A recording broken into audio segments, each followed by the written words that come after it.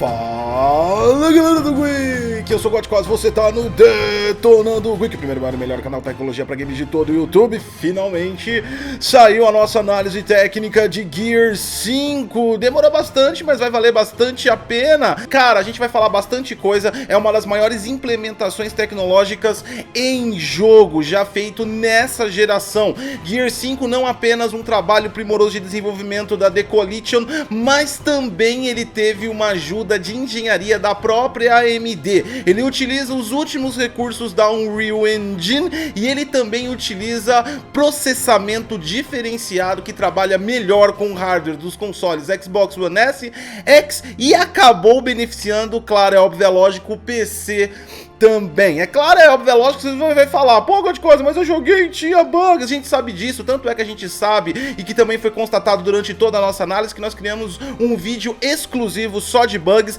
tá lançando junto com esse vídeo aqui, o link tá na descrição, então bora lá, análise técnica, tem coisa surpreendente que com certeza você não sabe, a gente não vai só mostrar o que é, a gente também mostra como faz e por que fizeram. Deixa o like, se inscreve no canal e vamos embora. Desenvolvido pela The Coalition, Gear 5 é uma implementação dentro da Unreal Engine 4. Devido às grandes tecnologias e até tecnologias que já existiam, mas foram aprimoradas, o Gear 5 está rodando na engine gráfica mais recente. E por que a gente está falando isso? Porque ele possui reconstrução temporal bem diferente e foi uma implementação da Unreal Engine a partir da 4.19. Atualmente a engine gráfica está na sua versão 4.23. Gear 5 também tem rastreios de raios, um tipo de Ray Tracing parcial que roda não somente no PC, mas também consegue rodar no console e trouxe resultados incríveis. Ele também mudou completamente o seu motor físico. Ele saiu do Physics, que é uma implementação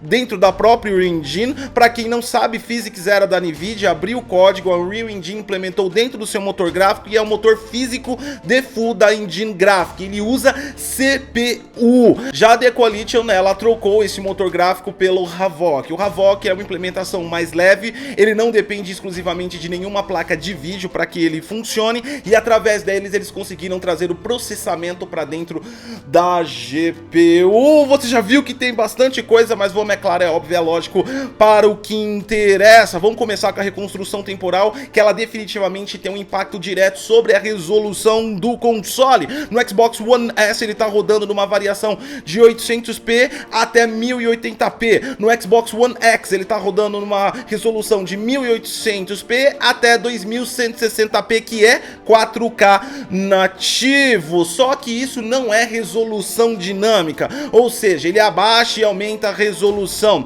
É uma consequência do trabalho da Unreal Engine com a reconstrução temporal em duas etapas, onde ele examina a necessidade do hardware, ele examina a próxima implementação que está sendo feita e ele consegue saber exatamente o que está sendo feito, o que vai ser entregue, porque a The Coalition implementou computação assíncrona. Computação assíncrona eu explico bem detalhadamente no vídeo que eu fiz do Gears lá no canal Xbox Brasil, mas basicamente através da computação assíncrona da AMD, que ela tem diversos stream processors, que são os cores da GPU, ele consegue criar um quadro antes mesmo de ser entregue. Então você tem o que você está vendo, você já tem o quadro pronto atrás e já tem parcialmente um quadro sendo criado, tudo isso em conjunto. Dessa forma, com a reconstrução temporal e a computação assíncrona, é possível prever qual é a cena que vai entrar antes mesmo dela entrar e antecipar qual é a relação de resolução de textura, a relação de resolução de quadro e a relação de resolução de cena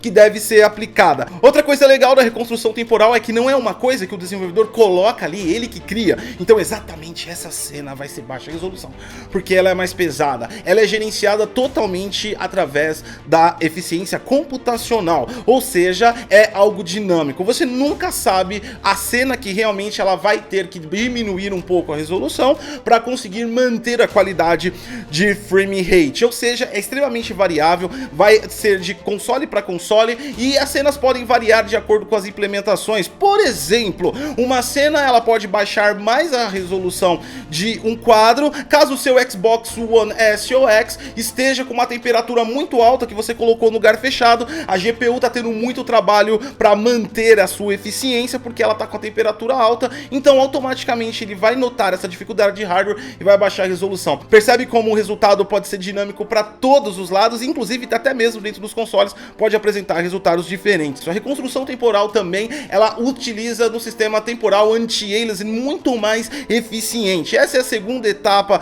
da Unreal Engine que faz isso. Então primeiro ela dimensiona, inclusive ela pode dimensionar para mais, ou seja, ela pode aumentar a resolução, por exemplo, de uma textura em determinada cena que o hardware permitir, ou ela pode diminuir. A segunda etapa é a construção do temporal anti-aliasing na cena. Isso deu uma consequência do que Gear 5, mesmo com a reconstrução temporal e em cenas em que ele diminui a resolução, ele não perde a nitidez. E todo esse trabalho é feito dinamicamente em conjunto com a GPU do console e também a GPU do PC. Vamos falar um pouquinho mais de computação assíncrona agora, mais focada para o CPU. A The Coalition sabe que o problema principal dos Xbox One, aliás, de todos os consoles da geração, provavelmente resolveria do PlayStation 4 se tivesse lançado para a plataforma, é o processador. O Jaguar de 8 núcleos realmente ele não tem uma eficiência, ele é o calcanhar de Aquiles até mesmo do Xbox One X. Gear 5 quase não utiliza processamento de CPU, mesmo porque ele não utiliza o physics da Unreal Engine. A gente volta para o Havok agora, a implementação terceirizada, que deixa mais leve toda a questão da física. E também trouxe resultados muito perceptivos ao player quando você tem a movimentação do jogo em diferentes situações. A computação assíncrona, além de ela conseguir criar um quadro antecipado do quadro que você está vendo na tela, ela também está gerenciando todo o motor físico. Tudo em Gears é rodado pela GPU, desde o início ao fim. Dessa forma, você tem o peso exato e não dimensiona o seu CPU, que onde poderia dar gargalo, que era de FPS, e a performance não apareceria tão evidente como aparece em Gears 5. Mas é óbvio, é claro, é lógico, quando a gente fala de GPU, vem o peso da capacidade da GPU, dos teraflops, dos núcleos computacionais. Como o Xbox One X tem 4.7 teraflops acima do Xbox One S, não foi possível implementar a campanha a 60 quadros por segundo, já no Xbox One X foi possível. Perceba o grande ganho que a The Coalition teve com as técnicas de implementação só com computação assíncrona, trocando o motor físico, retirando o peso do CPU e usando a reconstrução temporal. Ela conseguiu fazer algo que ela não conseguiu em Gears 4, rodar a campanha a 4K 60 frames por segundo. Lá existe um modo performance que cai a resolução para 1080p e no Gears 5 não tem modo performance, a campanha inteira roda a 60 quadros por segundo. E o ganho de tudo isso não foi só para console também. Se você tem um PC com o Ryzen da AMD, você também está usufruindo da tecnologia Command Buffer, que envia dados mais rápido para a GPU. O Command Buffer da AMD, ele faz uma ligação mais rápida entre a comunicação GPU e CPU, e dados que dependem computacionalmente no seu PC da CPU são enviados com maior rapidez para a GPU. No geral, quem tem plataforma AMD de PC deve ter aí um ganho, ou pelo menos rodar mais suave. Isso não quer dizer que Intel e Nvidia rodam um jogo ruim, longe disso, ou quer dizer que eles vão rodar o jogo pior quem tem plataforma AMD. Isso significa que você pode ter o mesmo resultado com o menor esforço. É importante também estabelecer que cada pessoa tem uma forma de setup diferente e existem muitas placas do mercado. No entanto, a probabilidade de quem tem a plataforma AMD, Ryzen e Radeon deve ter aí melhor facilidade para empurrar com maior fluidez que também existe no PC. Gear 5 no PC é aquele tipo de jogo que você fala, ah, valeu a pena comprar o meu setup. Ele trabalha direitinho na forma computacional dele e você consegue extrair bastante, até de placas mais baixas. Dá uma olhadinha no teste benchmark que nós fizemos com uma RX 570 no alto e também no ultra. Também a gente fez com uma Vega 64 aqui em 4K também, você tá vendo os resultados, ou seja, ele extrai bastante FPS, bastante performance sem perder qualidade. E se você não sabe como configurar, a configuração recomendada que o jogo aplica automaticamente, ele aplica bem corretamente e ele deixa bem certinho para o seu setup e funcionou muito bem também. Mas tudo isso foi colocado não é só para ter performance, é óbvio, é claro, é lógico. O Gear 5 tem bastante implementação, o fotorrealismo está muito mais evidente no jogo, as ambientações mais claras, está utilizando muito mais iluminação volumétrica em ambientes cada vez mais externos, ricos em folhagens e também um sombreamento que foi trabalhado diferentemente. Basicamente, a The Coalition utilizou Ray Tracing para sombrear o jogo.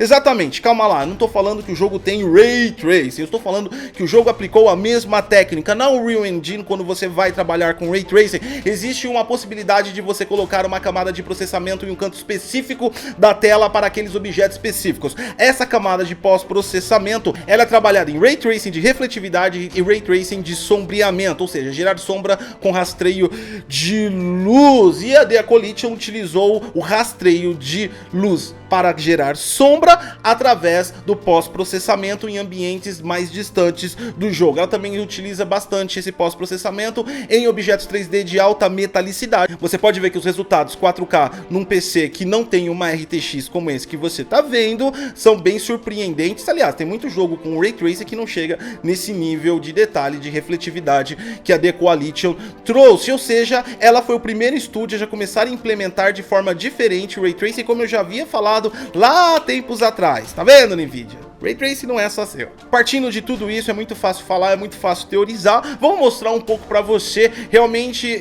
eu fiquei muito curioso pela tecnologia que foi implementada em Gear 5. A gente trabalha aqui com o Unreal Engine para nossas análises técnicas, para nos auxiliar no estudo das nossas análises técnicas.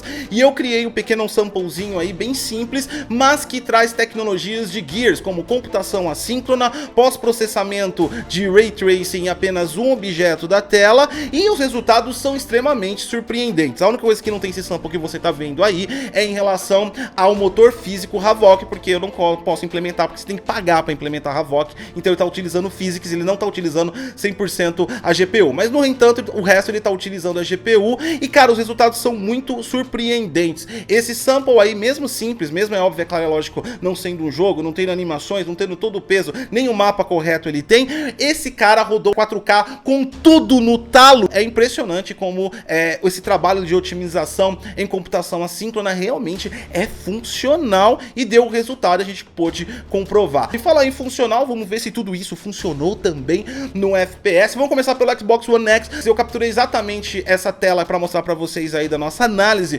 porque é o ponto onde você vê a reconstrução temporal funcionando detalhadamente. Essa parte do deserto é a parte que exigiu mais do Xbox One X. Você percebe que ele mantém 60, ele cai para 58, 57, tivemos uma mínima aí de até 45, mas olha como a reconstrução temporal trabalha. Ela não cai de 60 para 45, isso ia causar o que? Uma queda abrupta, perda de quadros. Ela vai descendo, descendo até o limite que ela verifica, o hardware não está mais aguentando, temos que ajustar a cena e ele volta a subir. Essa cena aí realmente, porque ela é o deserto, ela tem muito fog, ela tem muito vento, ela tem muita animação, ela tem explosão, ela realmente é uma cena pesada do game e você viu que funcionou muito bem a reconstrução temporal. Agora vamos pro Xbox One S, no mesmo mapa aí que você tá vendo, ele não sofre o problema que acontece no Xbox One X. Isso porque a reconstrução temporal, assim como ela foi implementada em The Division 2 que nós falamos, ela favorece muito as plataformas de menor capacidade de hardware, ou seja, ela consegue manter os 30 cravado na plataforma,